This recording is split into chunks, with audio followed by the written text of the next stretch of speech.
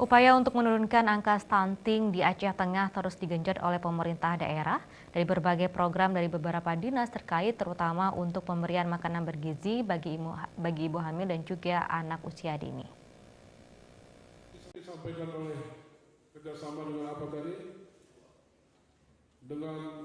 Dalam upaya untuk menurunkan angka stunting atau pendek, terus dilakukan dalam berbagai program oleh pemerintah daerah Kabupaten Aceh Tengah melalui Dinas Kesehatan dengan beberapa dinas, di mana sejauh ini sudah semakin kecil rasionya. Dari data tahun 2013, angka stunting mencapai 50%, namun pada tahun 2018 ini sudah menurun hingga ke 32% dan diharapkan akan terus menurun. Dinas Kesehatan Aceh Tengah telah melakukan berbagai upaya melalui pos-pos BIMDU, melalui para bidan desa serta para penyuluh kesehatan, terutama untuk memberikan gizi bagi ibu hamil serta anak-anak yang masih pada usia dini 1000 hari pertama melahirkan. Hal lain juga diberikan pemahaman bagi warga yang akan menikah, terutama yang menikah pada usia di bawah 20 tahun yang memiliki rentang kemungkinan stunting.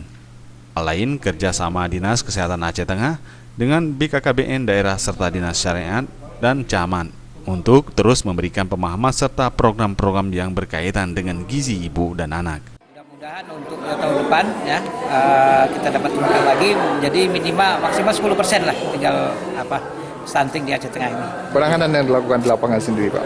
Yang pertama adalah penanganan gizi sensitif ya, yaitu mulai kepada ibu hamil, kepada ibu menyusui, kepada balita, kemudian anak juga 5 tahun dan 3 tahun.